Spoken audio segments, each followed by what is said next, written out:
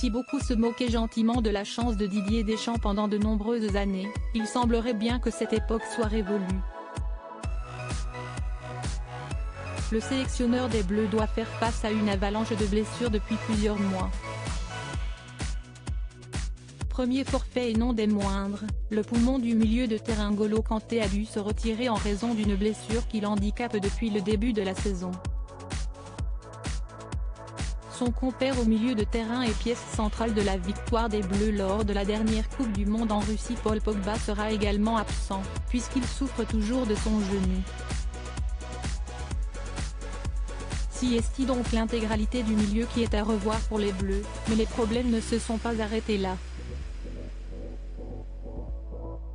Il y a environ une semaine, Siesti, le défenseur du Paris Saint-Germain Presnel Kimpembe qui devait à son tour renoncer au mondial, obligeant Didier Deschamps à appeler un défenseur supplémentaire. Une pléiade d'absents, et si l'on pensait que c'était déjà assez, le coup de grâce est intervenu samedi soir avec l'officialisation du forfait de Karim Benzema.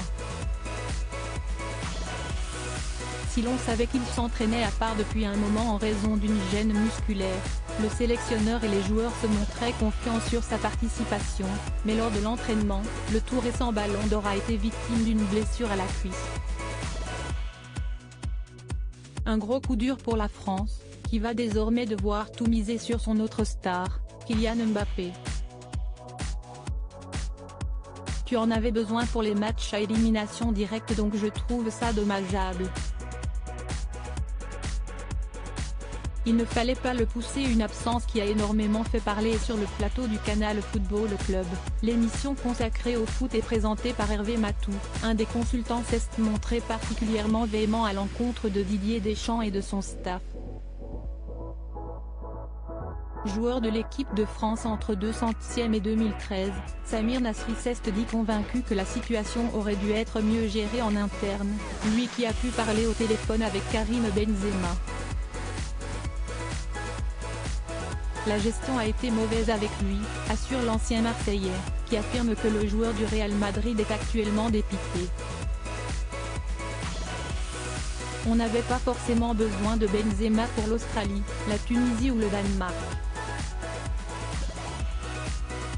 Si est un joueur qui te fait franchir un palier, tu en avais besoin pour les matchs à élimination directe, donc je trouve ça dommageable. Il ne fallait pas le pousser, conclut-il.